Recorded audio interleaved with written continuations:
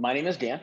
I will be your host on this Gilligan's Island 3-hour tour today. It is not 3 hours, it is 90 minutes. And I probably will not go the full 90 minutes. I like to get everybody out a little bit, a couple minutes early each time, under promise, over deliver. I know nobody wants, it'd be great if you could sit in like a 4-minute business planning class and just get everything you need to know and get the rest of your day back, right? So, but I will be quick, I will be concise. And we will get you out of here on time, if not just a little bit early. I have my little list of things that I'm going to go through. So if you see me look over here to the right every once in a while, that's why. You will be sold nothing. It's always one of the favorite things that I have about the trainings that I do for Orange County realtors and everybody else is I don't have any things to sell you. I don't have any tape series or coaching series or sign up for this or sign up for that. There's like literally nothing that I have to sell you. So you're not going to have to worry about being sold, which is kind of cool. I know a lot of times there's programs to get involved in. I have done. You're participating in the program right now. That's it. So just know that. So don't be like, if you've never watched any of these before, be thinking, I wonder when he's going to hit us with the sign up thing. It's not coming. For those who don't know, I used to sell real estate. I coached for a long time, opened another real estate company.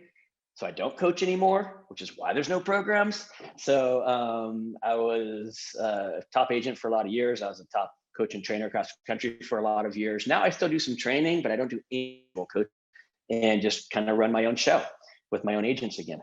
So what we're going to go over is what I have done in past years, and it's what I have even my own agents doing now. And so I think it's really good, tangible things, ideas for you to utilize and get into. So that's what I'm going to be sharing with you. I want you to walk away from here today with actual, like I said, tangible ideas. Like, oh, I can do that. I can do that today. I can do that this week. I can do that this month. You can't really business plan in a day. You can't business plan in our 90-minute session here, but you can get ideas for it.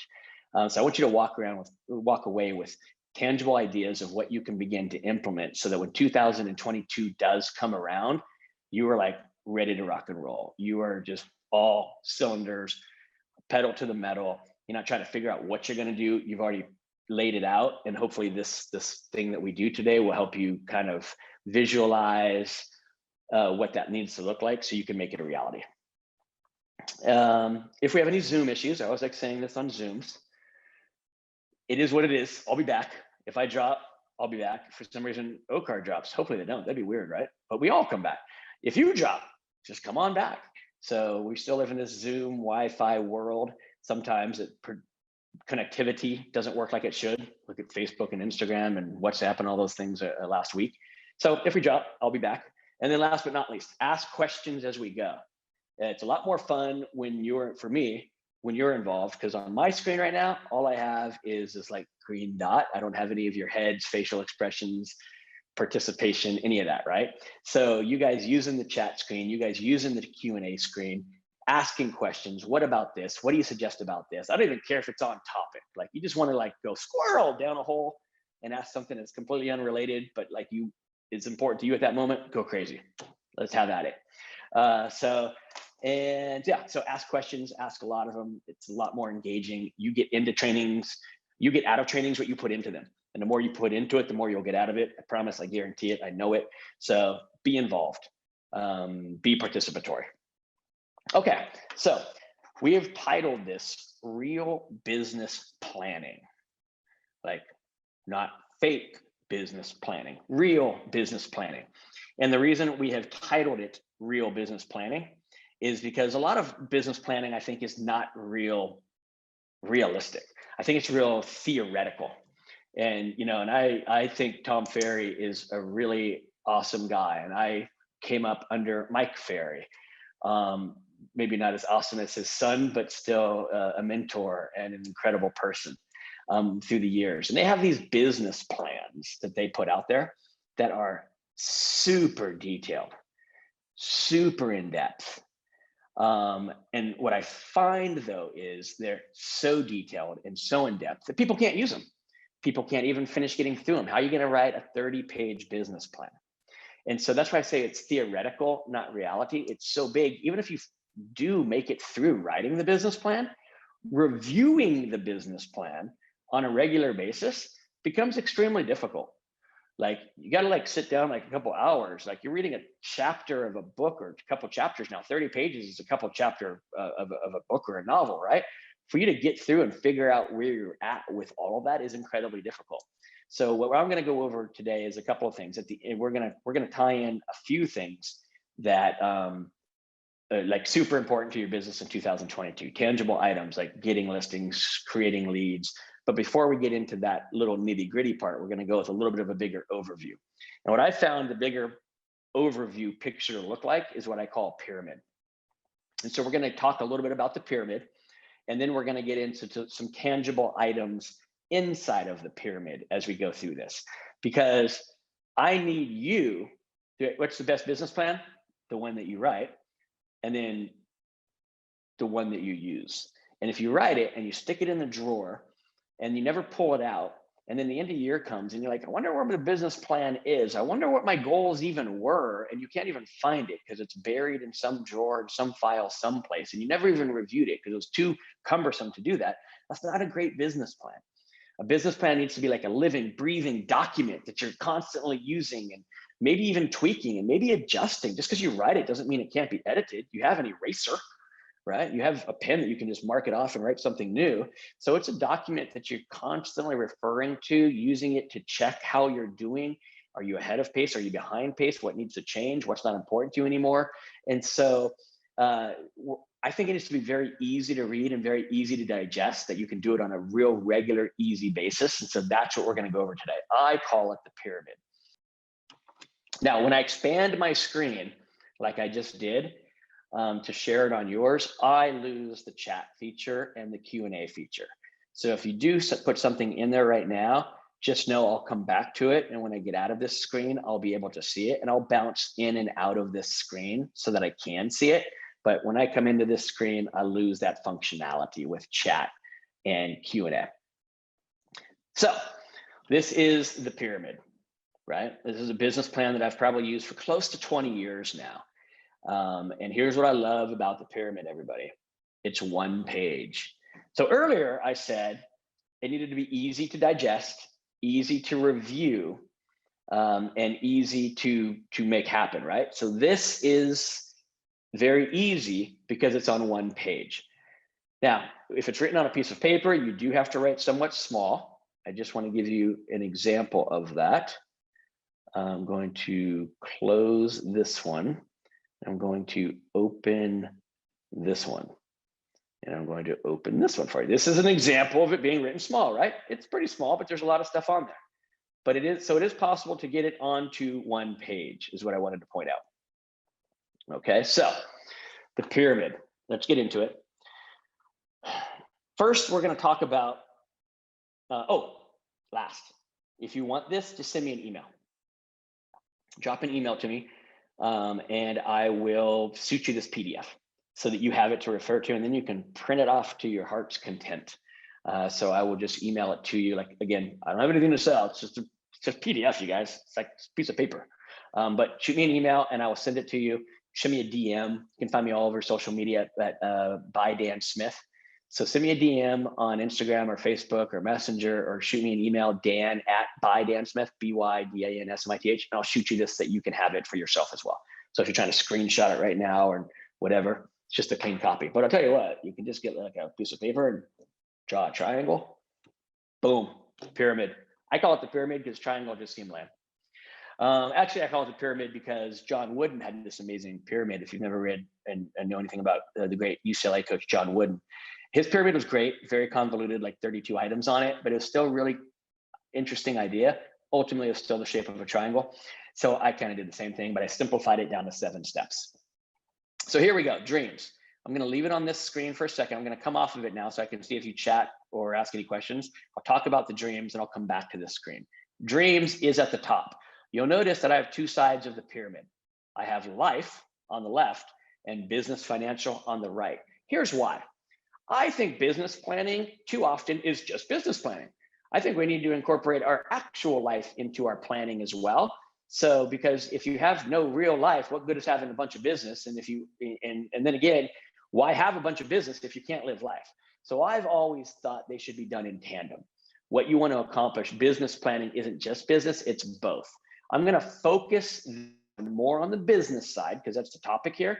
But in this pyramid that I've created, you work on both sides simultaneously. So we're going to probably just live on the right-hand side for most of this. Again, if you have questions about the left, feel free to ask them, jump in. But we're going to focus on the right-hand side. So business and financial, what are your dreams? Let me stop the share. And let me come in here and see if I've got anything coming in from you. Can I please repeat the email address? One, I will type it in. Here we go. Dan@bydansmith.com. So Dan at bydansmith, BYDANSMITH.com. And then all over social media as well, by Dan Smith, Instagram, Facebook, Twitter, you name it. So you can find me at either of those. Shoot me a message, DM, anything, email. You can text me. There you go, look at that. You can text me and I can even text it back to you. That's my phone number, direct line to my cell phone. So let's get into dreams.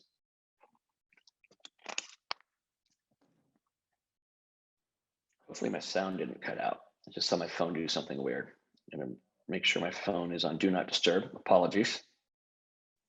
Perfect. Think big, think long-term. This isn't like a goal. This isn't like something you want to accomplish this year. This isn't something you want to accomplish even in the next 1 or 2 or 3 years. Dreams are big and bad and bold and boisterous and just like legendary and iconic. How's that for a dream? All right, you want to think in terms of what your life will look like when you've made it. And for some of you, that could be like 10, 15 years from now. I don't know who actually is on here, but if I could see everybody who was on, I don't know what that count is. I'm sure there's some way to see it. I just don't know how. So I don't know if any of my friends are on here, people that I know, but some of you might be really young. You might have only been in the business for like 5 years, 1 year. You might be in your 20s. You might be in your 30s. The dream when you've made it could be when you're like ancient, like myself, like in your 50s, you know, ancient.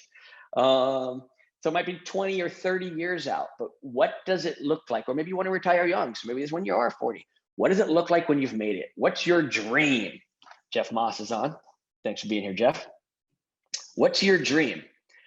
What does it look like when you've made it, business or financially? So think about that. How much money do you have in the bank? How much, because if you don't have a dream to work towards and you're just working every year on goals and this year's goals and next year's goals, that's boring, everybody, right? That's not motivating. That's just, you're just caught in the wheel now, like a hamster, right? So what are the dreams that you have? I want to own a real estate company. I want to sell a real estate company. I want to have X amount of money in the bank. I want to have X amount of residual income coming in. I want to have whatever it is. What does it look like when you've made it? And 20 people, 20 different answers to this question. But you have to identify the dream if you're going to have goals to support the dream, because dream is at the top and goals, I haven't opened up the thing for you and I won't open it up right now. Just trust me. Goals is the next level down in the pyramid. Dreams, then goals. Right? Your goals are there to support the dream. Your goals are stepping stones along the way on the path to achieving the dream. The dream just doesn't happen overnight. You don't just wish for the dream and it eventually happens. The dream happens because you took active steps year by year, over and over, making progress to finally getting to that point where you would accomplish the dream. It doesn't just happen. So dream is big, huge, ostentatious. Goals are underneath. You might have 1 year, 3 year, 5 year, 10 year, 20 year goals. For this purpose, let's just focus for this here. Let's just focus on the 1 year goals. When you're doing a full business plan, I would suggest having 3, 5, 7, 10, 15, 20. Depends on how analytical you are, but you want to have stepping stones along the way because those are the things that are going to get you closer year after year to achieving the dream. To have a goal that has nothing to do with the dream, okay, it's cool, but where's it ultimately leading you to? Let's have it be something bigger than what it is. So goals is second. So what I would like for you guys to do is if you would and I know this is always tough asking for participation, but it's a lot easier when I ask for written participation than it is verbal on camera participation.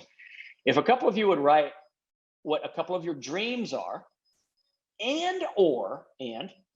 or, I'll settle for one, I'd love both, what your goals are for 2022. So what your dreams are long-term, and what your goals are short-term for 2022. Not all of them, that'd be crazy. Just like one or two.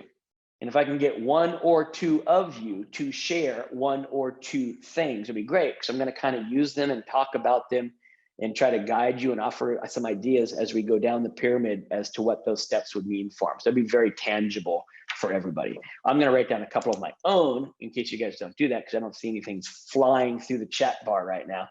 But if you would share those, that would be fantastic. So I'm going to write down that I want to, I'm not necessarily using my own, I'm just using an example. I want to have a passive income of, I don't know, what'd be a good passive income, everybody? Who would like to have a passive income of $25,000 a month? So you are no longer selling real estate, you have made it, you are out of the game, and you have $25,000 a month coming in. That'll be one of the examples that we'll use here as we go down this ladder. Let's see, what's another? I still don't have anything from you guys. Do you guys remember when I said participation, you get out of it what you put into it? Oh, there we go. There's something from somebody, great. If you guys would share, so one of them is retirement with a passive income of $8,000 monthly. Okay, that's awesome, actually. I'm gonna use $8,000 monthly instead of 25, because I was just making stuff up. As you guys know, I tend to cuss a lot. I made a promise to somebody that I would try my very, very, very hardest to not do so on OCAR webinars anymore. So I just stopped myself twice already today, just so you know. It's just, I don't know, I'm like a sailor. So, okay, passive income of $8,000 a month within 4 years. Awesome. And anybody else? What else would be a nice standard one that people have as a dream? Maybe a net worth, right? Maybe you guys would have a net. I would like to have a net worth of, and I'm just gonna throw out a number. It's a nice even number, $5 million. I don't know why you would say that. Oh, or maybe I would like to have my house, that's a little bit more tangible, I think.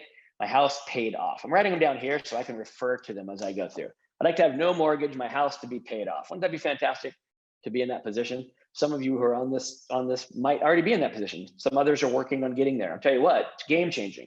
When you don't have a mortgage every month, when you don't have that fear of like produce or bills or late pays, like it's a life-changing place to be at with not having a mortgage. Everybody should be aspiring to get there, in my humble opinion. So I'll add that, $8,000 monthly, and your house paid off. Two examples of financial for dreams. See, because on the business side of dreams, it's to be out of business, to be honest, right? The goals are more like business. The dream is to like not have to do business and just have good finances. Okay, so there you go, dream level. Next one down, you have the, sorry, marking stuff off as I go, goals. All right, everybody, goals. I'd also like you, I've only had one of you share, maybe some of you will share your goals. I've heard people say it's really hard to dream. People said to me, I don't know, Dan, I don't really know what I want a long time from now. I don't know what it looks like when I've made it. Okay, first step, everybody, you got to figure that out. You've got to get clear on what it looks like. If you don't know what it looks like, you will never achieve it. So get clear on what the dream looks like. Second one, goals. Now this is short term, 2022. Share some things with me, please. Jeff, at least, because you've already participated, but somebody else, feel free, feel brave, jump in, get something out of it. What would be a goal? I will put my own on there after we've talked about it. So goals, we've said, stepping stones to achieving the dream. You got to be going someplace with it. So what would goals be? These two were both dream oriented. Give me some business goals. Let me see. Business goals would be to have, I'm just making stuff up again, everybody. 200,000 in income. Seems like a fair number. I think some of the people on the Zoom might not be satisfied with 200,000. Some of you would be overjoyed with 200,000, and some of you it's just about what you want to make. Who knows? You know why I don't know? Because you're not participating. But 200,000 income. Let's have that be one of the goals. And let's have one of the goals be to sell 24 homes, because that would be pretty cool. 2 more times I haven't cussed, by the way. I'm up to 4. I'm gonna give it a little hashtag right here. So selling 24 homes in a year, that would be pretty awesome for most people, I think, right? The average here in Orange County, I believe the last statistic I heard was 1.7. Some of you do more than 1.7, obviously. Some of you might even do more than 24, but I think 24, if everybody was on this got 24, we'd be pretty happy. So let's say those are 2 goals. Sweet. Now we move down the line. Let me open up my screen so you can see the next 2. The next 2 are plans and activities. I just want you to see it real quick. Right? Plans and activities. So you've got your dreams, you've got your goals that you would write in here. Plans and activities. So these 2 things right here, sometimes people get confused about. So I opened this screen up so I could show it to you. Plans are like the 30,000-foot view. It's like real high up, satellite view down of what your plan to accomplish the goal is.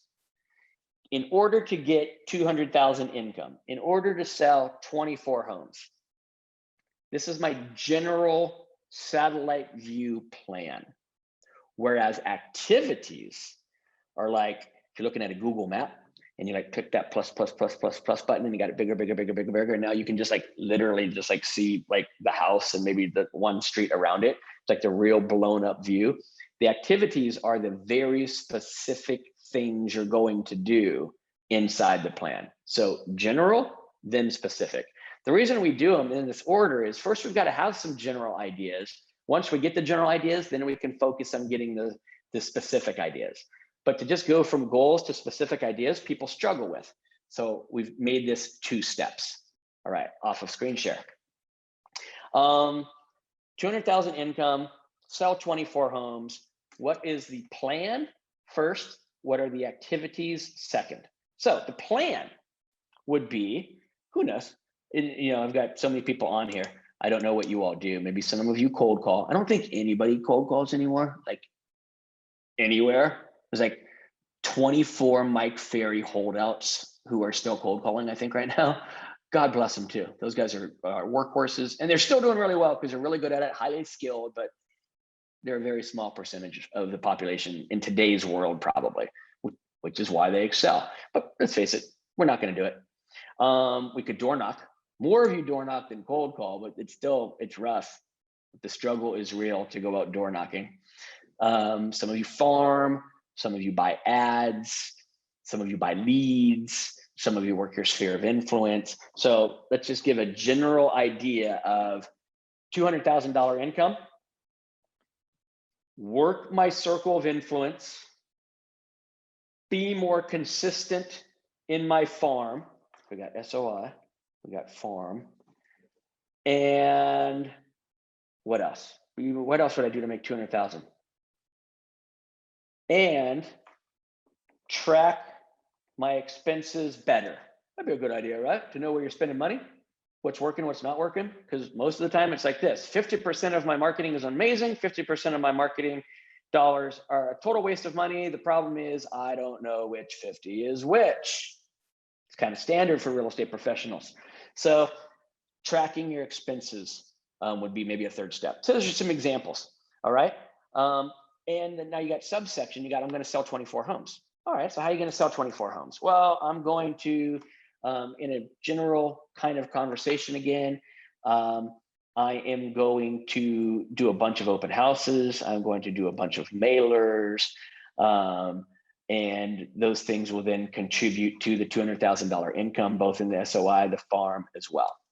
Just an example. Okay, general view, you get it? So now we move on down one more step, activities. This is when it gets to the nitty gritty, everybody. So what I've learned is over the years of people doing the pyramid, what I've learned is some people give up. Some people get to like, dreams are fun, goals are awesome, plans are okay, activities suck. Because now you've got to say specifically what you're going to do in order to make all of those other things happen. What you're going to do in order to make those things a reality. And now dealing with specific realities, the fun part is done, the nitty gritty has begun, and peace I got something else to go do. And a lot of people don't get any further down in pyramids than this because they don't want to be faced with the reality of this side of the business plan. They want to dream about the business plan, not work for the business plan. Now we get into the work, everybody. So SOI, great. Specific activities. I'm going to talk to them 24 times a year. Specific activities for SOI. I'm going to do pop buys, which is maybe when you're going by their house sometimes and just a private. I'm going to host an event would be an idea. Whatever it is. Farm, I'm going to mail twice a month, once a month, 3 times a month. I'm going to not mail at all, but I'm going to door drop every quarter. It's probably not enough, but whatever. Specific activities in the farm. Tracking expenses every month, every week, every quarter. I'm going to do line items of everything that I spent in business, not for Uncle Sam. Uncle Sam's a different story. What you do with your taxes, I don't really care about. Your actual true P&L, that's what I care about. And how much money did you actually spend? Because here's the deal. Don't put your cell phone bill on this actual P&L, right? Uncle Sam, you definitely use that. For your own, tell you what, you could work at Taco Bell, you're still going to have a cell phone. You're still going to have a cell phone bill. You're still going to have a car payment. You're still going to have gas. Okay, maybe gas because you drive more, but you're still going to have a car payment. You're still going to have car insurance. Don't put that on your P&L. That's taxes. P&L is actual, truly, because I'm in this business, these are my expenses. Weekly, monthly, quarterly. That'd be a specific thing that you say you're going to do, right? I'm going to track these expenses, and this is how I'm going to tell if it's working or not working. And so stuff like that. So you've got some very specific, tangible items that are on there. Okay. Now you've got all of your dreams, you've got your goals, you've got the general activities, plans, and you've got the specific activities. Now this is only for 2 things, everybody. I'm thinking your business plan might want to have like 6 or 7 things, because you're probably going to want to have more goals than just 200,000 income, sell 24 houses. Thinking you should have more goals than that over the course of the year. Maybe not, maybe that'll float your boat. But if that does or doesn't do it, there you go. So general, specific. Now we move on to the 5th level of the pyramid, right? And if you think we lost people at 4, even the hanger-ongers, the people who got into activities, who actually did the work, they get to 5 and their mind explodes. And here's why. I won't open it up. You guys know it's a pyramid. You know that you can email me to get the PDF or text me or whatever. Here's what in step 5 is all those activities that you said you were going to do, you now have to put into your schedule. If you said you were going to mail twice a month, if you said you were going to door knock once a month, if you said you were going to door drop, if you said you were going to do pop buys, if you said you were going to do your budget, you actually have to have a schedule for it now. What's that old saying? If it's not in your schedule, it doesn't exist. Ever heard that one? It's a cliche. Let me tell you what I know about cliches. They're true. That's why we call them cliches, because they've been around for so long. It's just kind of cliche to say them, but they've been around for so long because they've lasted the test of time and they're true. If it's not in your schedule, it doesn't exist. So number 5, you have to have a schedule for all those things. So when are you going to door knock? I'm going to door knock the 3rd week of every month. I'm going to mail the 1st and the 4th weeks of every month. I'm going to track my expenses on the 2nd Monday of every month. Whatever it is, whatever you put down as an activity, every single activity now needs to have a schedule put to it. Is it daily, twice a week, weekly, bi-weekly, monthly, quarterly, semi-annually? Semi-annually is not very often. But hey, it's your plan. Work your plan. So the schedule is difficult because now the really not fun stuff comes in. Now it gets really realistic because you start to go through your world and you're like, well, that's going to take me 2 hours, and that's going to take me an hour and a half, and that's going to take me 3 hours. Man, where'd all the time go? How am I going to get all this done in 1 week? Let me tell you something, guys and gals. You have 168 hours available to you in a week. You have 168. Jeff Moss, who's on here, has 168. I have 168. Joe Biden, Donald Trump, Bill Clinton, George W. Bush, Barack Obama, last 5 presidents, they all have 168, right? Doesn't matter who you are, you got 168 to work with. CEO of Apple, person who works at Del Taco, 168 to work with. So what are you going to do with that time? How are you going to spend it, right? And so if you say, well, I don't have time, you might have time. We make time for what's important. We make time for things that are important to us. And we're all given the exact same amount of time. It is the great equalizer. What matters is how we use it. And if you can get good at time management and your schedule and figure out how to fit these things into your schedule, because who's ever had this happen? You have all these great dreams and hopes and plans, and then you can never get them done because your schedule's all messed up, and then nothing happens and you make no forward progress, no forward motion on them. Happens all the time, doesn't it? Because it wasn't an actual scheduled item, it was an idea to put it on our schedule, it was an idea to make it happen, but it wasn't actually scheduled. So scheduling is vitally important, right? So that is step number 5. I'm not going to open a pyramid picture again yet. I'll do it at the end. Number 6, 6th level down, tracking. Here's what we're not good at most of the time as real estate agents: tracking. We track 2 things, jack and nothing. We just not really, we're like, are you having a good year? We open up our wallet, we go to our online banking and be like, yeah, maybe, no. Like, we're just not good at tracking. That whole 50% works and doesn't, pretty honest. Like, we just don't know. But tracking is vitally important for any successful business. So if you're gonna have a business plan, seems like you should be tracking as a result of it, right? So what do you track? Everything. As much as you could possibly stomach. You at least want to track, did you do what you said you're going to do? Were you on schedule? Were you off schedule? Did you in fact mail twice like you were supposed to, or did you in fact only mail once? Did you really drop the ball and only mail none? Did you go door knock? Did you go pop by? Did you cold call? Did you run the ad that you said you were going to run? Did you hold the event that you said you were going to hold? All of those things at a minimum should be tracked. Did you do what you say you were going to do? Because if you set up a plan to make $200,000 and in your head and doing what you have to do to plan to do it, you had to do A, B, and C and X, Y, and Z. But then as it turns out, you only did A and Z and you skipped the B and the C and the X and the Y. Well, guess what? That's only like 1/3 of what you were supposed to do. And if you only do 1/3 of what you're supposed to do, here's what we've seen time after time after time. You tend to only achieve 1/3 of your goals. So if your goals were 200,000, but you only achieved 1/3 of your goals, that means you probably achieved 65 to 70,000. Nothing to shake a stick at, but it wasn't your goal. But how are you going to achieve 100% of your goals if you only do 33% of what you're supposed to do to achieve them? And how do you even know if you're only doing 33% of what you're supposed to do to achieve them if you didn't track it? Because if you leave it up to this thing up here, your brain, we're really good at making ourselves seem better and do more than we really do. Like in our head, like I was always busy in my head, and like I was just nonstop, did everything I could possibly do until we get that report card, right? That's what tracking is, it's the report card.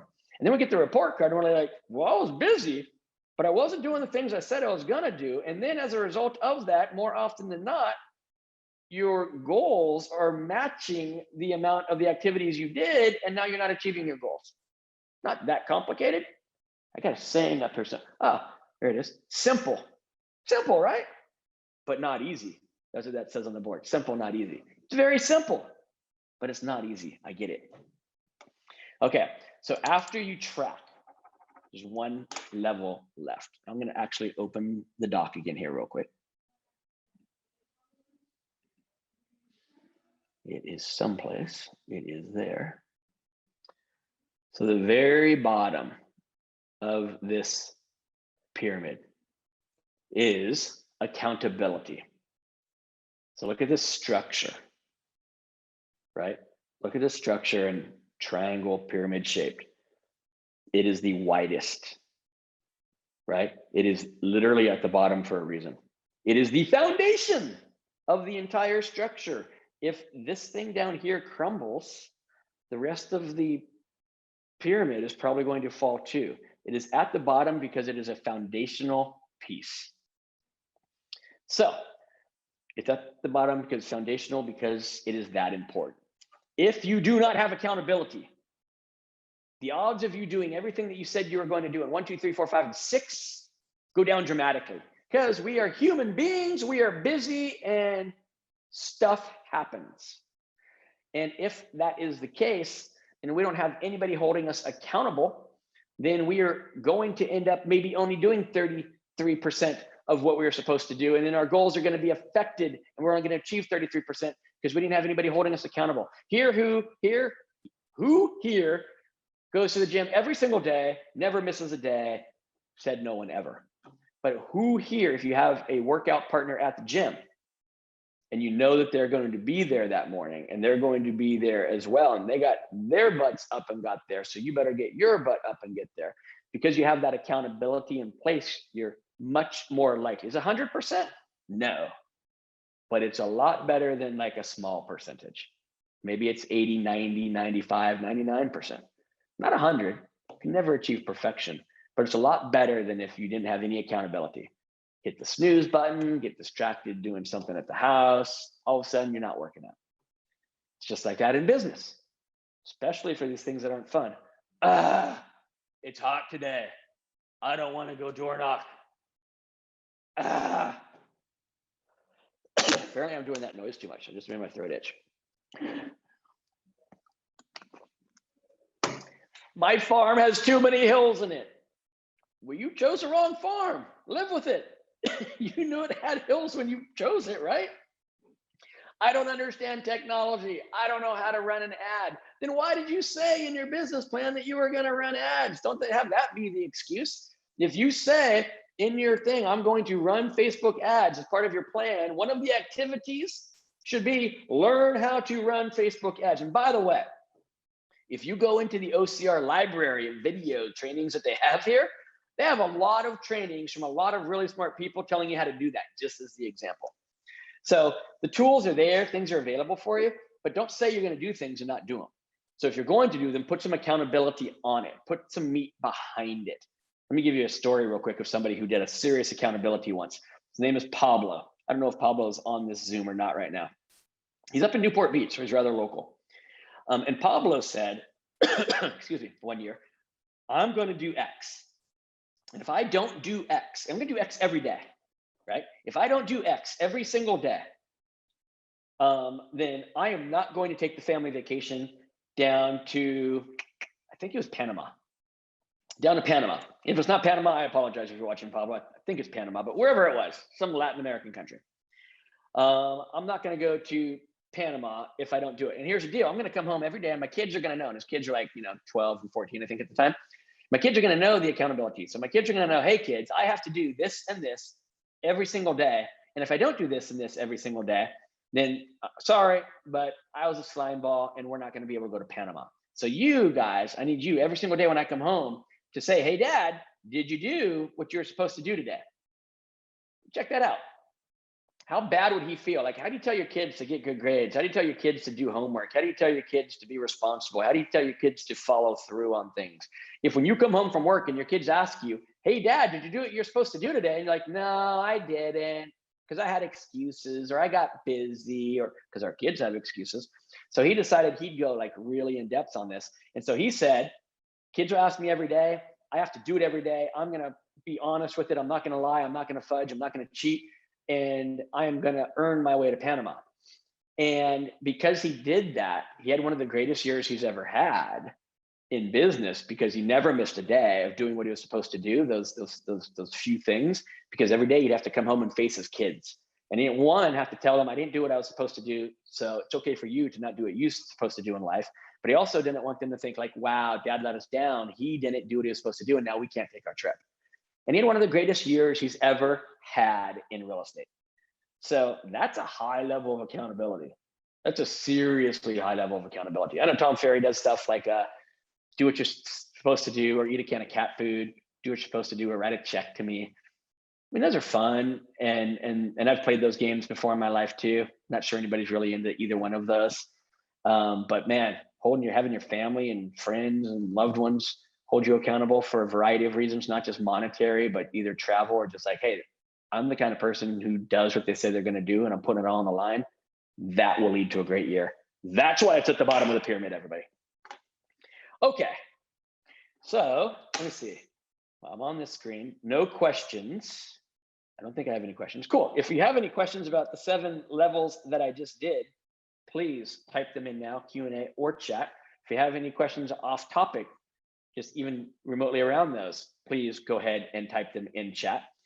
And now we are going to, I'm going to go through it real quick one more time, and then we're going to move on to 2022 specific things and kind of use the pyramid mindset with it, right? Dreams, goals, stepping stones to achieving the dreams, general ideas of how to get that done, specific ideas of how to work that plan, putting that whole plan into my daily, weekly, monthly, quarterly schedule, tracking it to make sure I'm doing what I'm supposed to be doing, and if it's working or not working and needs to be tweaked, and then putting some accountability on the line to make sure I'm doing it like I said I was going to do it.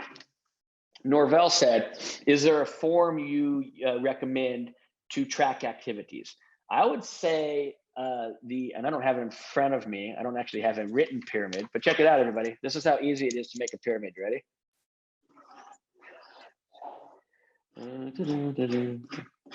There you go. Doesn't have to, I'll still send you the PDF, everybody, but doesn't have to be super like technical. So on this form, Norvell, this is literally what I use to track it, but I use the other side too. So I will refer to this side. I'm all blocked out now because I can't see it, but I will refer to this side of the pyramid, and I will be looking, I've got a line in the middle that's telling me which side it's on, and I'll be looking at each one of the things that I wrote and like, am I on track? Am I doing what I'm supposed to do? And then on the back, which is all my writing, so I can't do that, it'll kind of be like almost like an Excel spreadsheet that I've set up, right? I'm a little analog when it comes to this kind of stuff. I'm a little old school. For me, like the power is in the pen and the act of doing it. And so I have a spreadsheet set up on the backside that basically just has a column that says I was going to do it, and then how often I was going to do it. And then I got like this grid that I can just check mark off. So again, for me, the simplicity is all one form, the tracking mechanism and the plan itself. So I can review the plan, I can track it on the backside. I'm come on, I'm like 50 now, right? So I'm one of those guys who came up in school that if you want to learn it, you write it. You want to memorize something, you write it down. And it's that process of writing that really embeds it into your head. I don't know if that's right or wrong with these new crazy schools that we have. Like I can't do math anymore apparently, because the math that my kids are doing in school, it doesn't make any sense to me. But I do know how I learn, and I learn by writing and checking and visualizing and experiencing and using my own ink, not using a computer. So that's how I do it. Because I'm old. Some of you guys might be younger and a little bit more techie than me, and you might be able to set up some sort of cooler app system. But that's how I use the form, my own little Excel on the back, Norvell.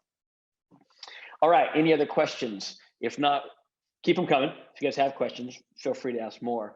I'm gonna jump into 2022 right now, all right? So 2022 is upon us. You should be business planning now, by the way. Great that you're on here, but don't just be on here and then wait till December 29th or January 2nd to actually do the business plan. The business plan should be being worked on now. It should really be finalized probably in October, by the end of the month, maybe a little bit into November, because some of the stuff that's on that plan, we might need to be putting our other plans into motion so that on January 2nd or 3rd, we are going. We're not like, oh yeah, my plan said to do this the first week, but I'm not ready for it, so I won't get to it till the 3rd week, and we already start the year behind the 8 ball. So you should be business planning in the next couple of weeks, wrapping it up, going into November. so that you can plan accordingly for the first quarter. Couple things about 2022. A great 2022, or even a good 2022, starts with a great fourth quarter of 2021, an amazing fourth quarter of 2021. If you don't have a good fourth quarter, which we're in, everybody, if you don't have a good fourth quarter of planning and preparing and setting up, you are going to struggle in the first quarter. So you've got to start now, because if you wait, you will struggle. Now, it doesn't mean you have to make a lot of sales in the fourth quarter. I mean, goodness, if you make a lot of sales in the fourth quarter, how does that possibly impact the first quarter? It doesn't. You have a new year, new everything, right? But what you want to be doing is the activities that will lead to success. You have to do a lot of those activities in the fourth quarter, which is tough because it's our most distracted quarter, right? Traditionally, business is off by about 16% in this quarter versus the rest of the year, right? So that's a pretty big hit, like 1 out of 6 less things. So you're like, it's already slow. I got like costumes and turkeys and trees to worry about. So I'm gonna kind of like take a back seat now, but I'll get into it again in January. It's a bad plan. First of all, you base your goals on a whole year. You don't base your goals on 3 quarters. You don't base your goals on 9 months. You base them on 12 months. How are you going to fold up, call it for the fourth quarter, not do anything, start fresh in the first quarter? You've lost 25% of the year. You can at most accomplish 75% of your goals, probably based on that. So you have to be working in the fourth quarter. You have to be working for the rest of 2021. Maybe not selling a lot of homes, but preparing yourself to be in a position to sell a lot of homes, getting all the things dialed in that you need to be dialing in. So we're going to talk about those. So I want to start with 3 things that we can be doing for 2021. 3 things. Okay. Number 1, and I touched on it just in my random examples, but number 1, you have to have a budget. This is in fact a business plan. This isn't a hobby plan. This isn't what I do with my free time plan. This isn't a how I want to maybe try to succeed plan. This is a business plan. And a business plan with no budget behind it is not a business plan. It is a journal. You have to have a budget. It is a business after all. How much are you going to spend on certain things? Because if you don't know what you're going to spend on them, then you don't know what to spend on them. And you don't know how to plan to spend on them. And you don't know how to save to spend on them. And you don't even know what to spend on. It's just a chaotic mess, right? So 1, you have to have a budget. You got to get a budget. I don't coach anymore, everybody. Like, it's impossible. Like, to call me up. Honestly, call me up. Be like, yo, would you do a 60-minute session with me for $5,000? No, can't be done. There are people out there who do coach on this kind of stuff, though. Not me, but there are people who do that. If you can't figure it out, you're like, I just can't do a budget, so I'm just not going to do it. Not the right plan. You're like, figure it out. Hire an accountant. Hire a bookkeeper, have them spend an hour or 2 with you setting up some systems. Hire a coach who specializes in this kind of stuff, not just a real estate coach. You don't need a real estate coach telling you like, here's the script. Like, you don't need that. What you need is somebody to focus on the budget. You need like a budget coach. And so some way, shape, or form, everybody, you got to have a budget. You got to know how much you plan on spending, what percentage of what you hope to make you're going to spend, how you're going to direct that spending, so that you can then track the spending to see if it's bringing any results. Because if you're spending a lot of money doing this thing and this thing and this thing and this thing and this thing, and it never brings any money, you got to stop that. But if you don't have a budget to follow to know how much you spend, or the tracking mechanism in place to see what is working and not working, you're burning money. Like, literally, just fire lighter fluid on a stack of money, lighter, YouTube it. It'll be cool. We'll all watch it. It'll probably go viral. But that's what you're doing with your money if you're not tracking it accordingly, if you don't have a plan for how you're going to use it. Got to have a budget. Numero uno. If you have questions about said budget, bring those up here. 2, you have to generate leads. Part of your business plan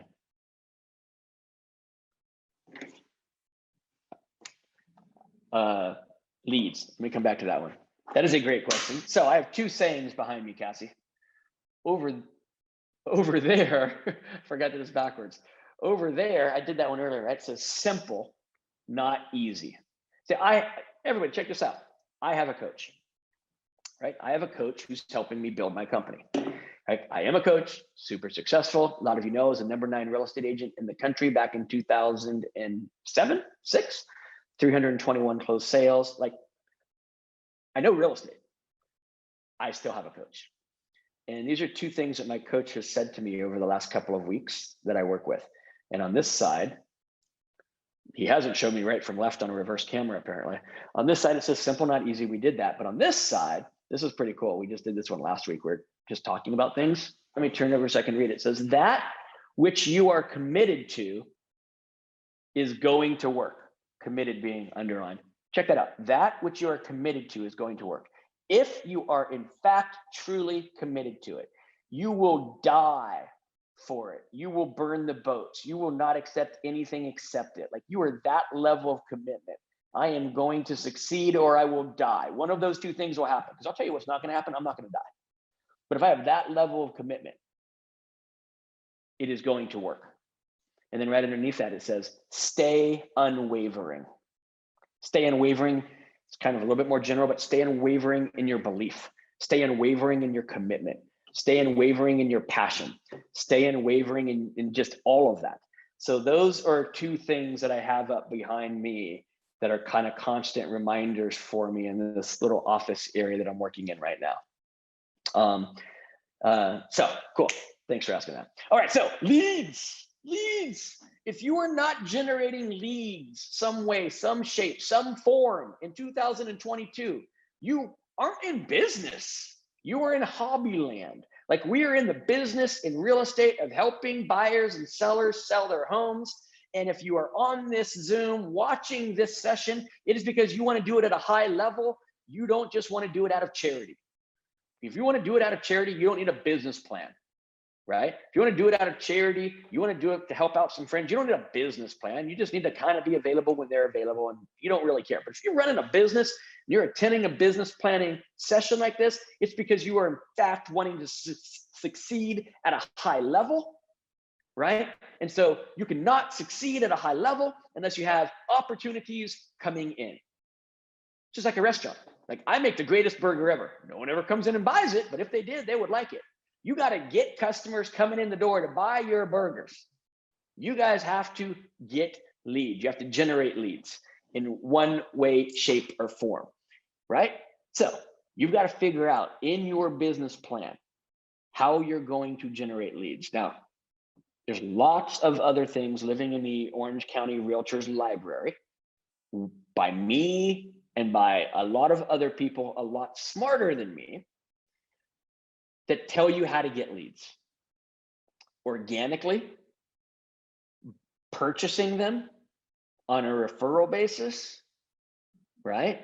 Cold calling, door knocking, farming, mailing, open housing, eventing, you name it, right? How to get leads. You've got to figure out, what is my business plan for getting leads? And remember the one right above that, what is my budget in order to make that happen, right? So how much of a budget is it? $1,000 for the year? Is it $100,000 for the year? It's probably somewhere in between those two numbers, right? But what is my budget for my business? And then there's a subcategory in that budget, how much of it is being committed to generating leads? You got to do it.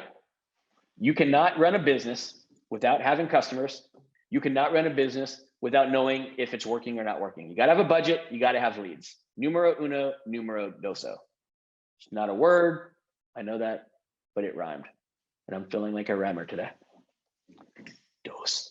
All right.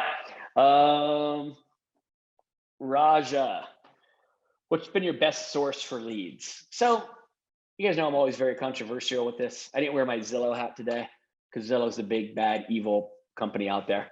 And they're super expensive right now, obviously. But your best place to get leads, Raja, check this out, super interesting,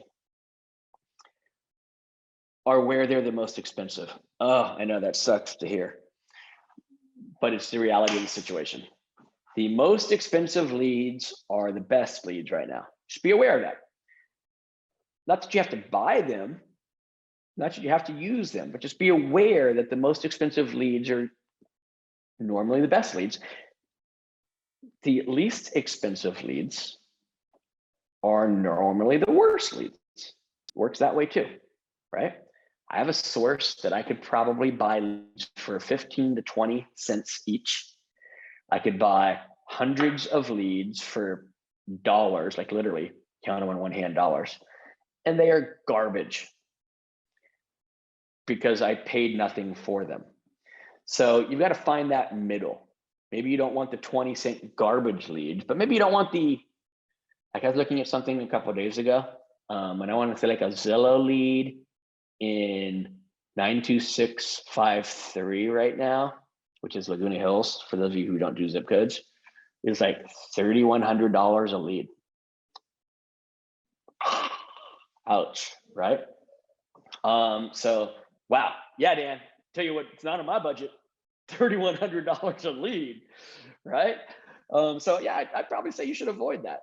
I would also say you should avoid the super, super cheap trash leads. So Zillow being the best, lots of trash ones out there. In the middle, let's talk about the middle. All right, what's the best that we've found in the middle right now? Referral sources, number one. People who will, companies who will take a piece of the deal, not an upfront payment. Because now the lead needs to be pretty good, because they're not making any money to give you a lead that's garbage, it can't be turned. So they're doing work to find leads and then nothing happens and they make no money. But let's use that 92653 as an example. Yeah, it's $3,100 a lead, but when you do a deal in that zip code, because it has Naliga Ranch and stuff in there, the paydays can be like $70,000, $80,000. So like, wow, I'll spend $3,100 to make $80,000. Yeah, but they don't pan out, everybody. Like if that was the case, come on. Whereas like, so a referral, you're like $3,100 to make $80,000. That's huge. That's like, I don't even know what that is. It's like 30 times investment, right? Where a referral though, they're going to chip off a whole third of it. Maybe they're going to take like 35, 30, 40%. So you're like, wow, that's an expensive lead. I was supposed to get 20,000, but I ended up only getting 12. I had to give them 8. True, but you didn't have to front it. See, it's risk versus reward, and the risk has been removed because you didn't have to cultivate that lead, pay for it, find it, cultivate it. All you got to do is work it. So there's little risk, so the payday is not as great.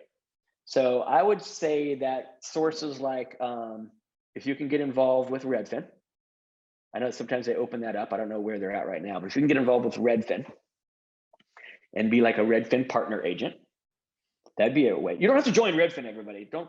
Let's make sure you didn't hear me wrong. I'm not saying go work for Redfin and be on a salary. I'm saying Redfin has partner agents sometimes that they'll be like, hey, we'll just put you on like a 70-30 split on some extra deals that we have that our actual employee agents can't handle. That would be an example of a referral source. Zillow obviously has their Zillow Flex program. You can't really get into that. There's a couple brokerages here in Orange County who are a part of it, but you can't really get into that on your own. Homelight has a free source, actually. You can go to Homelight, set up a profile, get involved with Homelight. They don't charge a thing up front. It's not like locked down like Zillow Flex is. Like we have a Zillow Flex account at our brokerage. So we truly understand how locked down that is, and we're fortunate to have it. But Homelight's open to everybody.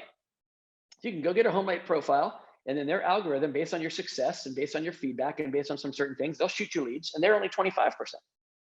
Right? So getting involved with Homelight on a 25% basis, I think would be a fantastic idea. Getting involved with a Redfin at like 30% would be a fantastic idea. Getting involved with Realtor.com, they have a paid version, Realtor.com. They also have a referral system called OpCity, and they take 38%. So they're kind of at the high end of the spectrum. But those would be 3 sources that I would try, Raja, from a referral basis.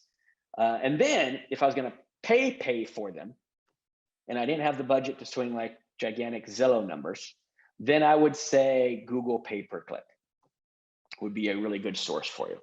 Google pay-per-click. I am not a fan of Facebook leads.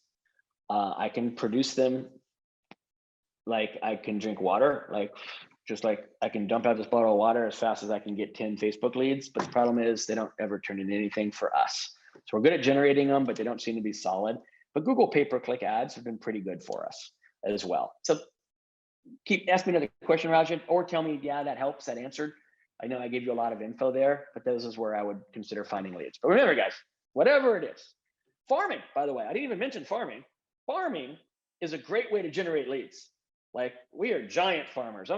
As you know, if you've watched me over the years, everybody, like, no one believes in farming more than I believe in farming. Like, I love Zillow and I believe in farming more than I love Zillow. So that tells you anything, but that's a long-term play. That's not a 2022 play, everybody, right? You can't just like start doing it right away.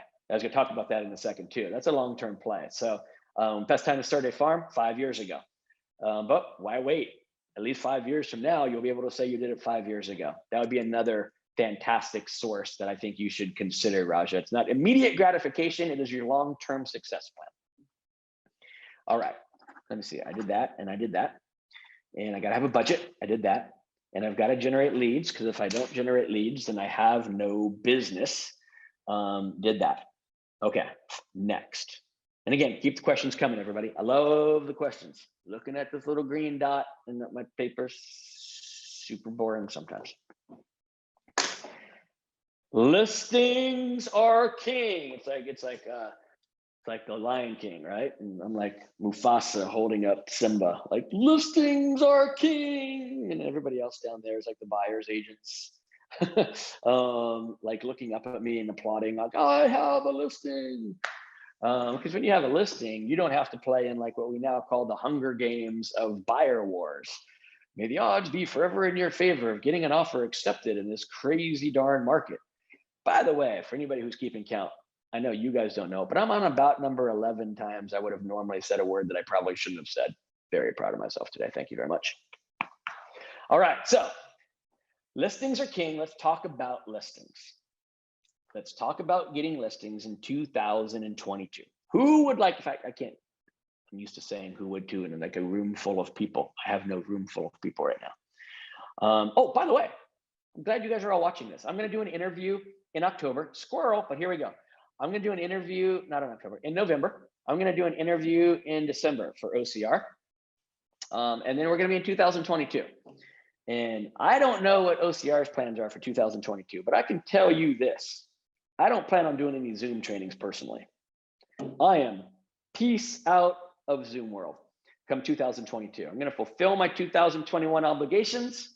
And in 2022, I will go talk to live audiences, or I will go do something else that's fun, but I will not sit here and look at green dots anymore. That is my own personal thing. So for you guys and gals, thanks for being here.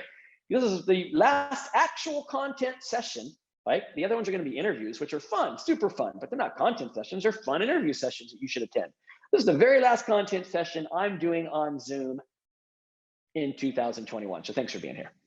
All right, so 2022, how to get the listings. Because listings, by the way, are a way to get leads. Trust me, if you have listings right now, you have leads, because everybody is saying the following words. Hi, calling about your home on 123 Main Street. I'd like to set up a time to see it, and I'm not working with an agent right now. I'd like to set up a time to see it, and we'd like you to represent us. I'd like to set up a time to see it, because I think the only way I'm going to get my offer accepted is to go through a listing agent. Okay, they don't actually say the third one very often, and it's an incorrect perception, right? But it is in fact their perception, unfortunately. And there are a few agents out there, and the problem is, you guys ever heard that saying, bad apple spoils the bunch? 99 out of every 100 agents is awesome. But there's always the one. And so that one agent is helping to create this perception of you have to go to a listing agent, which is completely backwards. Like, I think our firm has sold 67 listings this year. I'm looking back at like numbers I did on Sunday. I want to say we sold 67 homes this year. We've doubled into 2 of them. That is a very super small percentage. And in fact, the two that we've double ended, there were no other offers on. Like we literally haven't won in a multiple offer situation on any of our listings all year long. That's the reality of the situation, I think, for 99 out of 100 agents. But the perception from the real estate agents, from the public, is they got to go directly to the listing agent. Now, I know you're not going to do your sellers dirty. I know you're not going to like do something you shouldn't do. I know you're not going to get them to one house cheaper than the sellers could have gotten to the top net dollar. I'm not saying any of that. What I'm saying is they're calling you, and now you have a lead. They're calling you, and now you have an opportunity to capture them, to work with them. So getting listings is a way to lead generate. So we're going to talk specifically about how to get more listings in 2022. Okay, number one, I've already mentioned it, but it's kind of too late to start farming. You can't like, I'm going to farm in 2022, and that's where my listings are going to come from. Probably a good plan if you said that in 2019. And it's a good plan for you to say in 2023, or probably more like 2024. It's a phenomenal plan. One of the best plans ever, but it's not a plan for 2022, everybody, right? It's a plan for the future, not for the now. So you got to kind of get that one out of your way. You should farm, but you shouldn't expect it to be like this phenomenal, like opening up the floodwaters lead source for you quite yet. You got to put in the time. Other people have already been farming there. They're more established than you. You've got to show over a period of time that you're there more often, you're more consistent, you're more reliable, you're more present. Take some time. All right, so we're going to knock that one out. Here's a good one. Here, blah, blah, blah. Who here has written an offer in the last 6 months? I'd like for you guys to, this is an easy participatory activity for you. You just write me, one word, me, or hands up. You don't have to write a word, just use an emoji. Who here has written an offer on a house and there's been multiple offers and it hasn't been accepted? Yours was not accepted. Somebody else got the house. Let's see some me's. Let's see some hands. And honest to goodness truth, everybody, like if every single person in here doesn't say me or raise their hand, that just means you didn't write any offers. It's like statistically impossible, I believe, to have not had this happen to you. The only way it's not happening is if only written one offer, got extremely lucky. Because I know if you've written at least 2 offers, there's no way that math holds. It is so difficult to get offers accepted right now, right? That's why I said it's like the Hunger Games out there. So here's my idea for getting listings using those rejected offers. Check this out. Here's my idea for getting listings using those rejected offers. Yeah, Jeff, apparently you and Norvell and Noel are the only 3 in here who don't get offers accepted. Because I know in my firm, like I think we were like 16 offers this weekend and had 3 accepted. So it's a very slow little number. 13, they're still in the game. Eat, right? So you have a buyer, they wrote an offer, it didn't get accepted, somebody else got it. And you guys are, from what I understand, at least I know, we're writing good offers. We're writing over list price, we're shortening contingencies, shortening appraisal. If they're super qualified, they're even removing loan and appraisal because they can make up the gap. I mean, it's different for everybody, right? Most people are keeping inspection because you should. I think that's you doing a disservice if you remove the inspection contingency entirely, maybe take it down to 5 or 7 days and get that worked out. And you're offering free rent back a lot of the times, and I mean, all these things on the offer you're doing to make them good, and you're still not getting them accepted sometimes, right? It's crazy town out there right now. So what if you took that really, really, really good offer? And what if you went into the neighborhood that they were just in? And whoever you use for title, right? Whoever you use for title should be able to provide you with this. Shameless plug for our title rep, Noah from First American Title, because this is this resource that they have. But honestly, guys, every title company I think has it. And you go to their app, and on their app, you can see, right? Every single house, it's the same floor plan as the one you were just on. Every single house, it's the same floor plan as one you just wrote an offer on in that neighborhood. That would be pretty cool, right? And it's available technology.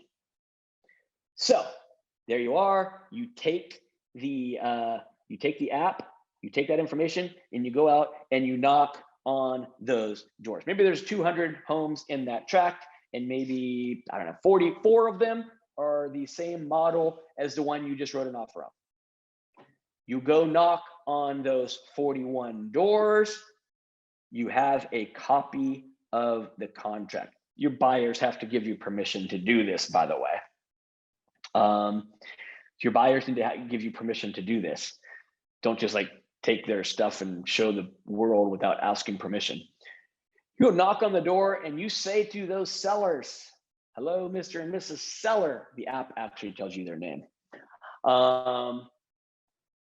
We just wrote an offer, my buyers and I. My name is Dan. I'm with Andrew Real Estate. And we just wrote an offer on a property. I would never do this, you guys, because I don't sell, just pretending here. We just wrote an offer on the property around the corner over there on Timbuktu Lane. And we didn't get accepted. We were the second best offer. It was listed, you probably saw that, it was listed at $850,000. We wrote an offer for $925,000. We were giving, whatever, 21-day rent back. Our contingencies were very small. Unfortunately, we were the second best offer and we didn't get it. But my buyers really want to be in this neighborhood, and my buyers really want to be in this floor plan. And I know that you have the same floor plan as that home. Would you consider, not would you take it, because just surprised you, I just showed up at your door. Would you maybe consider this offer from them? Would you like to take a look at it? And you hand them like one of the offer packages that you've made with permission from your buyers. Wow. They saw that it was listed at $850. They find out that it sold for $925. Might have even sold for more, but you were the second best offer. You're offering $925 on their home, and they don't have to go on the market. They don't have to do anything else. Are the odds that that's going to happen every time feasibly possible? Absolutely not. Will it work 10% of the time? Probably. Will it work 50% of the time? No way. Will it work 10% of the time? Probably. You guys, every time you write an offer, you go out and knock the surrounding homes, and then 10% of the times you can find your own buyer by using this idea. By the way, one sale equals two, because now you do have both sides and you don't have to compete on the open market, yet you're giving your sellers an open market price that was really good. Everybody, it's a win, win, win, win. Okay, 3 wins. You twice, but that's only one. Seller and a buyer. They don't have to clean their house, keep it clean, go through that, let strangers in. The buyers finally get the house that they want. You get paid twice, 2 deals. Why aren't we doing this? We have, there was a whole thing like a couple of years ago, like, well, I don't have a buyer to really say I have a buyer. So I can't really say I have a buyer. So you literally have a buyer who wrote an offer that didn't get accepted. Like 9 out of 10 of you should have these at least, right? Go out there and tell the public that you have them in a very strategic way. Now, Jeff asked knock versus mail, why? Mail is kind of still junk mail. Mail is not authentic. Mail is not, yes, you could put a cover letter with it. It's just not as powerful. If you're just sending out like, I don't know, they're not allowed to do that anymore, right? That whole, I think they cracked down on that. Like, I have a buyer letters had to be authentic. No more that BS was allowed in the letters. But I'm talking about an actual verifiable buyer who bought the house 4 doors down or around the corner or 2 streets over, who have an offer that was from that week, right? I think it's so much more powerful to do that in person. And I'm looking for powerful. And that's why mail, maybe, easy, totally, not as powerful. So I would rely on the power of the personal presentation. At the same time, being able to answer some questions. They're like, well, when would we have to move? See, if they, in a letter, they'd have to force themselves to call you to ask that question. And then maybe they would never actually call you to ask that question. And maybe that question was a little bit of a hindrance for them. And now there's a roadblock that's invisible and you can't move forward because you weren't even in front of them because you just sent them a letter instead of knocked on their door. At their door, they can just say, when would I have to move? When they say those words, guys and gals, when would I have to move? You're like, jackpot. I got somebody who's thinking about it. That's a home run right there. You're in the game, right? When would you like to move? We could do it short. We could do a little bit longer. Like first, you have to be open to the conversation. But if you're open to the conversation, I think my buyers would be open to like making it fit for you, where do you think you'd go anyway? Get them to start talking about their plans. Go watch Dan's 7 W's. It lives all over the internet land, World Wide Web. There's a 7 W's someplace in the OCR library, but go find my 7 W's. I just did question 1 and question 2 for you of the 7 questions. So I think that is the number one way to get listings in 2022 is to leverage the buyers. And don't go knock on every door in the whole neighborhood. Your buyers don't want every house. Only knock on the doors with the offer of the same floor plans. They obviously like that floor plan. They wrote an offer for $925,000 for that floor plan. Maybe they'll pay more because the people's house that you're knocking on has a pool and the first one didn't. Whatever, you can have that conversation when you're in front of them. So targeted door knocks, my number one tip for getting listings in 2022, because you can leverage the buyers that you have who are struggling to make that happen. Not all the time, but 10% of the time. And if you guys have written 10 offers, that's once, but you get both sides of the deal, that's twice. In that market, that's $40,000. Do that a couple times a year, and you're going to get a lot closer to 200,000 income, right? So there you go. Number one. Questions about that? Jump in. My second tip for getting more listings in 2022. Follow up with everybody all the time. This has to be in your business plan. Your business plan must have lead generation. Your business plan should definitely have my tip for getting out to those other houses and building that into your schedule of activities on a weekly or bi-weekly basis. Your schedule should also contain follow up with everybody, because in this fast-paced world we live in, they might not want to sell in October, but they possibly want to sell in January. They might not want to sell in December, but they possibly want to sell in February. You need to be on people like white on rice, right? You need to be in front of them, following up, talking to, if they've ever expressed any bit of an interest ever. Like, would you take this offer? Nah, I don't think so. That was a maybe. They just didn't want to tell you yes because you're a stranger. They thought about it, because let me tell you what no sounds like. No. Would you take this offer? No. That's what a no sounds like. That's a yes that's disguised, or at least a maybe that's a disguise. Like, I'm going to do it in the next couple months, but I don't want to talk to you about it right now. That's disguised. So follow up with everything. Your schedule, your business plan must include follow-up time on at least a weekly basis, probably more than once a week, because you're not going to be able to follow up with everybody all in one little block. So you're going to need several little blocks throughout the week to do massive amounts of follow-up. I did this thing called the follow-up, the money's in the FU, right? The money's in the, get it? Money's in the follow-up, FU. The money's in the FU, the money's in the follow-up. Again, go find it. It lives all over the place out there, probably on the internet land and in the OCR library. Follow up with everybody. That's step number 2 for getting listings. People aren't going to get listings for people that I talk to on occasion. Oh, I talked to that person once 6 months ago. You ain't getting a listing.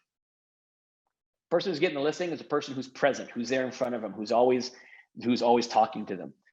If you want to get listings in 2022 in a low inventory situation where it's highly competitive situation, you have to be always there to win your share of those listings. Okay, that's number 2. Develop a system in your business plan to follow up on everything all the time. And number 3, provide more value than you've ever provided. This must be in your business plan. Again, questions, jump them in here as we go through this. This must be in your business plan. How are you going to provide value? Because if you're like, I'm going to put you on the MLS, I'm going to take pictures or video, I'm going to hold an open house, man, that is not special. Not anymore. That was valuable, like, I don't know when, but not now, in the past. What have you done for me lately? You've got to find a way to provide value like you've never provided value before. And if you think you provide a lot of value, you don't. You need to provide more. You provide some value, but not as much as you used to. And so you need, no matter what you've been providing, you must now figure out how to provide more value. And you've really got to work on that. Because especially if you want to get paid. There are a lot of people out there who are not providing value. And since they don't provide any value, they don't charge anything. And so if you're going to compete with somebody who doesn't charge anything, and this is in fact what you're doing for a living, and you do need to make some money, you need to earn that money and you need to provide value to earn that money. If you do the same thing as somebody else and they do it for half the cost that you do it, no value. You're not valuable at that point. You have to do 2 or 3 times as much as that other person, which is why you charge a little bit more, right? I'm not talking about commissions or percentages. I'm just talking about value here. So if you want to earn more, you must provide more. More than ever before. There's a lot of iBuyers out there. In the house that I'm currently sitting in, 1 street over, there are 2 Open Door and 1 Zillow Offers signs. 3 iBuyer signs on 1 street here in Mission Viejo. I've actually never seen that, right? That's kind of a lot. Why are people going to those iBuyers? Because my belief is whoever is in this neighborhood, farming this neighborhood, communicating with people in this neighborhood, isn't providing a tremendous amount of value, right? And so the sellers see like, why should I go with them? I can just get it done with this iBuyer. Why are they doing that? I believe it's because they don't see a lot of value in what's being presented to them around here. So in whatever area you work in, whatever sellers you know, whatever sellers you run across, you have to provide more value than you ever thought you were going to provide. And if you don't know what that is, guess what you're going to do in business planning? You're going to figure it out. It's going to be part of your plan. You're going to do activities. You're going to put those items of how to do them, how to get better at them, how to perfect them on your schedule. You're going to make sure you're doing them when you're tracking. You're going to have somebody hold you accountable to getting them done. Because if you don't, the number of listings you take is going to dwindle dramatically, because either 1, they're going to go to one of those corporate buyers, or 2, they're going to go to another agent who provides substantially more value than you do, or 3, they're going to go to another agent who provides the same value you do, but who will do it at a lower price. So you've got to provide more value than you ever have, because if you provide significant, real, tangible, incredible, amazing, outstanding value, you are still a sought after commodity. So you need to do that. So there you go. Those are my, I don't know if it's 3, it's a whole bunch of things for how to get more listings. So a couple of things I wanted to do, and then subsections in those things that I wanted you to do for how to get more listings. All right. So we're at 11:25 according to my Apple time, which is awesome. 5 minutes ahead of schedule. I told you. What other questions do you have that I can answer for you? And some of you are super embarrassed. I've learned this. I've done enough Zooms over the years now. How crappy is that I have to say years, not just year, not just months, years, which is why I'm not doing them next year. So what questions do you have for me? If you don't have them, reach out to me. I know a lot of you are shy. So DM me on Instagram is probably the best DM tool, or Facebook Messenger, by Dan Smith, both of them. Send me an email. Somewhere up there is my phone number. Drop me a text. So you had a question you wanted to ask. You're like, I don't like asking questions in front of people. Fine, shoot me a question so I can respond to you that way. Or type it right here in the chat bar, the Q&A bar, and I will get it answered for you right now. I wanted to thank you all for being here and participating and being a part of this today. You gave it part of your valuable day to be here. I hope you take these tools with you, put them into action. If you weren't here today live and you're just watching the recording, which I know most people do in this world as well, like, why should I show up to a class that's at 10 o'clock when I can just watch it on my couch at 7 o'clock tonight? And so I know that gets down, or that does happen. I don't even know what that gets down means. Why do I even say those words? I know that does in fact happen. So if you're watching the recording, I'm glad you're watching. Hopefully you got something out of it. Again, you weren't able to ask me live questions. Feel free to reach out to me with the questions that you couldn't get in there. And what's a great follow-up regime, according to Noel? What's a great follow-up regime when you get a lead that is not yet ready? So great question. I believe they should be hit twice a month with emails. not necessarily about them selling their house, just informative emails. Like maybe some of you subscribe to some kind of economic forecast letter that you could share. Maybe some of you can share some things that you saw from either your lenders or your title people that's statistic based. So maybe 2 email letters a month. That's not about them selling. That's just like for your information purposes. And then probably 1 phone call and 1 text a month. And maybe doing the first and the 3rd weeks or the 2nd and the 4th week. So there's some spacing in there. By the way, the emails would come on the other ones. So now you're hitting them every week, to be honest. But the 2 are kind of blasé for your information emails. The text and the phone call, a little bit more personable. So I think 4 times would be a really good cadence. That's kind of my, and believe it or not, that's not my stalker follow-up. That's like my kind of hands-off follow-up method. Like if they're a hot lead, that ain't it. Like it's white on rice time, man. It's all the time. So this is my like kind of cold, not ready yet, just to stay in touch with them. I could even be talked into when, depending on how not ready yet they are, if spring versus 2024, with only doing a call this month, a text next month, a call this month, a text next month. I'd still do the FYI emails twice a month. So I could totally be talked into that long-term leads, but short-term leads 4 times, hot leads every day. Anybody else? Any other questions out here in the general public world that you want to talk about? Now's your chance.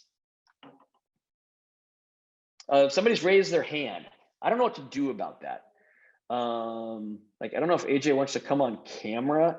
AJ, if you want to type it in the Q&A, or if you want to type it in the chat, there's not really a way for me to see you. So if you would type your question in, I could probably get it handled.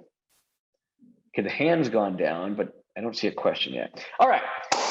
So everybody, thank you for being here. Again, if you want to talk, rap, find me, you know how. If you want to copy that PDF, you know how. If you came in late, scroll up a little bit real quick. I'll let you take a second, go to the chat bar, scroll up. It's got my phone number. It's got my email address. I can send you JPEGs, PDFs, whatever. Thank you for being here. Thank you for participating. I don't see a question coming in from AJ. So AJ, now you just got to reach out to me personally, it sounds like. Everybody, thanks for being here. OCR, thanks for having me on. I appreciate it. There's my information. Elsie just put it in the chat bar. So there it is again at the bottom. Thanks for being here. Hope you got something out of it. If you need anything, you know where to turn to, you know where to reach out. Thanks. Bye, everybody.